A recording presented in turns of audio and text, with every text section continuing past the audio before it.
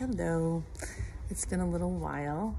I just felt struck with inspiration to share a thought process I've been having about befriending money management and the general numbers and volume side of entrepreneurship.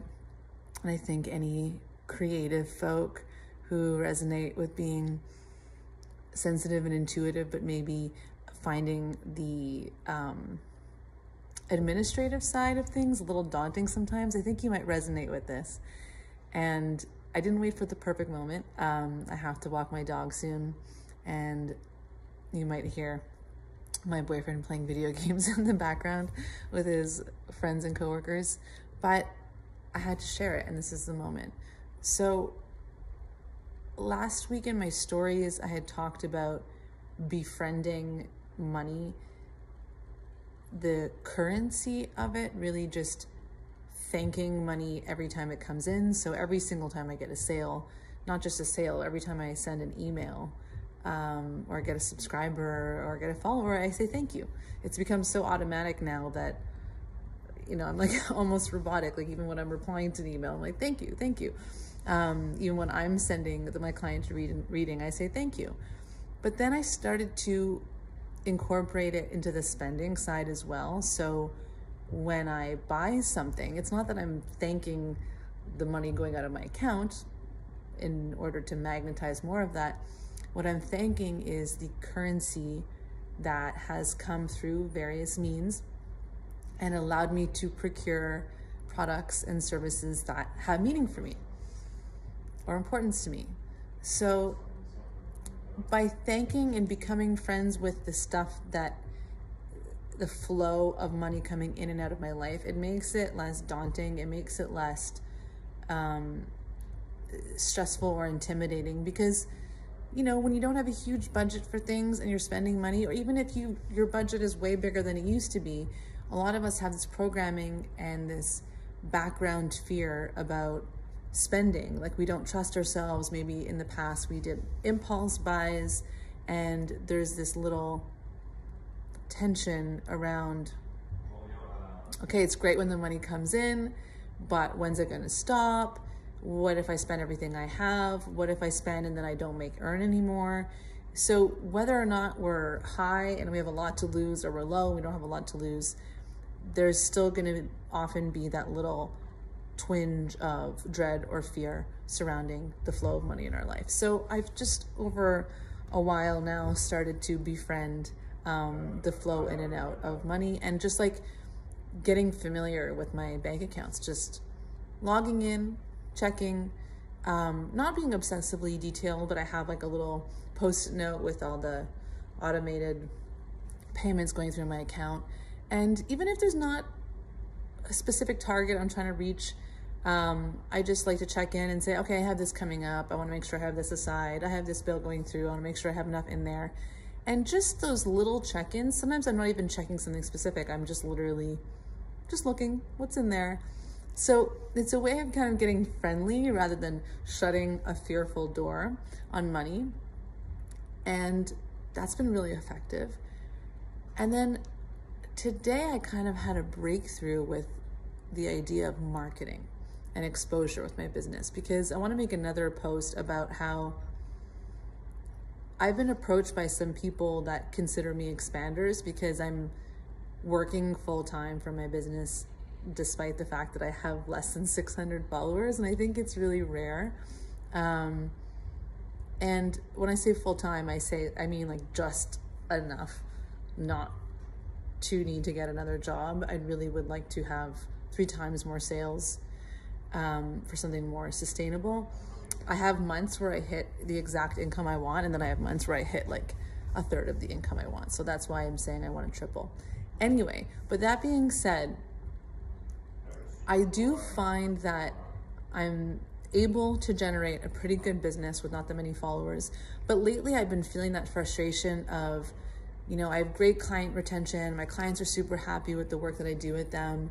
So it does feel like my business grows kind of slowly sometimes, and I find it daunting to think about the enormous world of online marketing. Like, I hate sales funnels, the world of ads, how effective are they, the YouTube channels, all the TikToks, like the pressure, the SEO, the analytics, the, partnerships and getting influencers. Like, it's just so big. And obviously this temptation to just work with a online marketing person. And that's something that's been swimming in my mind as well. But I started to, I was feeling a little tired at one point, and I just said, okay, like, lean into what is the most exciting for you about your business right now, or what do you feel like doing just in general.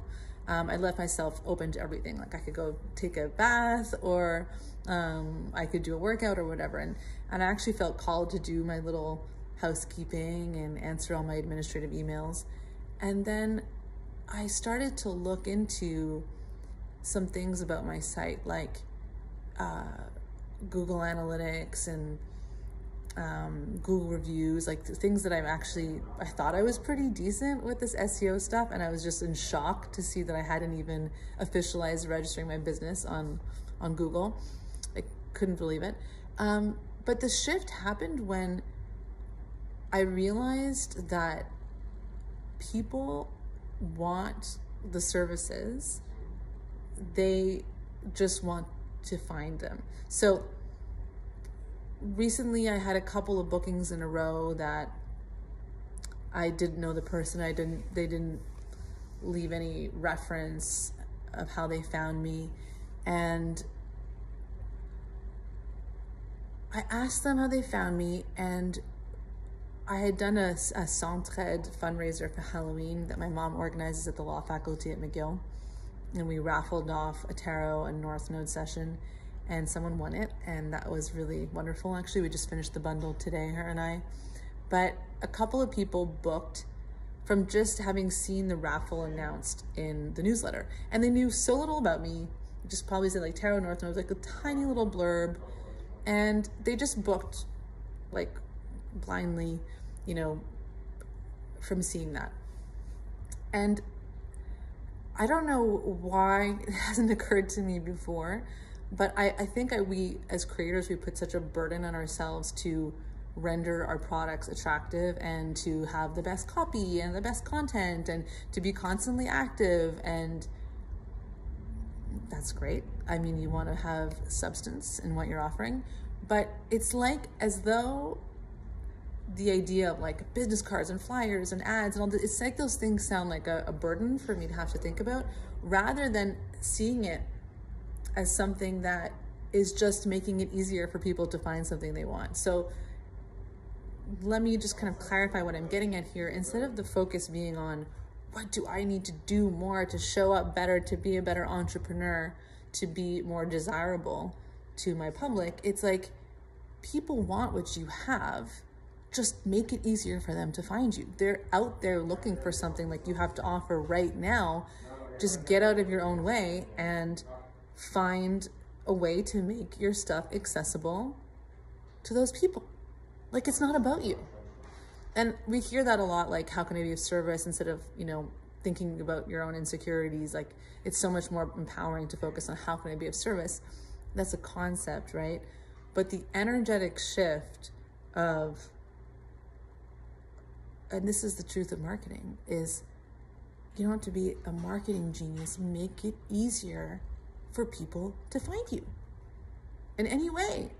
And I don't know, like, I think this sounds very obvious, but it's very much similar to when I would do the Meisner technique in acting. It's a really famous acting class from Sanford Meisner.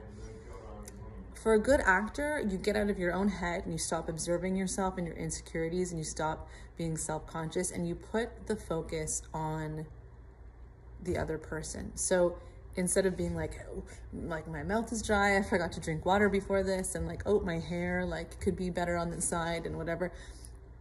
I don't have someone else to look at right now, and I'm not in a conversation. But in acting, what you do in the Meisner technique would be to put your attention on the other person and be like, oh, they seem confused. Oh, they're shifting, they're nervous.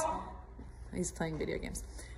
So I just decided to let it flow, like, and not, we live in a loft, so I just thought it'd be cool just to trust making the video with my real life around it. So anyway, back to the acting. When you put the attention on the other person, you automatically become empathic and respond honestly and authentically, and you don't have to worry about being a bad actor who's just watching themselves and being phony.